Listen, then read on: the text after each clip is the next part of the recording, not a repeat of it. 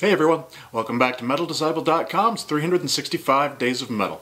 My name is George and this is day 96. Today I've got another one of the classics from the 80s for you. This is German band Helloween and their full-length debut, Walls of Jericho. I guess Helloween is probably classified as power metal these days, but back when Walls of Jericho was released in 1985, we called this speed metal. Walls of Jericho was another one of those albums I used to see advertised in the old metal mags, and I remember thinking how cool the album cover was. When I finally saved up the money to buy the album, on cassette, I was soon a fan of the band's sound too. On this first album, the vocals were handled by Kai Hansen.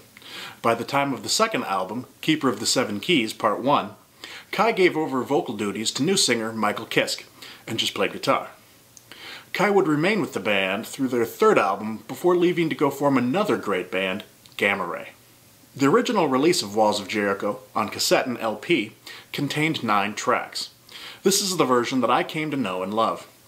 But in 1988, when the album was released on CD, there was more room to work with, and so 6 more tracks were included.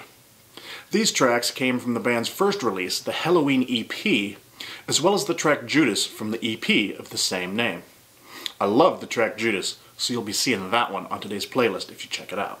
For a couple years, Helloween was one of my favorite bands. Helloween was really the first band I ever heard doing the style that I now refer to as German power metal. Running Wild was around, but at this time they really weren't playing like this. Blind Guardian would come along in a few years and take the style even further. Unfortunately, when Kai left to form Gamma Ray, I really never got into Helloween again. Those first 3 albums, however, remain classics of the time in my mind, and if you haven't, I think you should check them out. If you head over to today's playlist, you can start with a couple of tracks from Walls of Jericho. That's all for today. See if you can guess who will be tomorrow's band. Check back tomorrow to find out. See you then.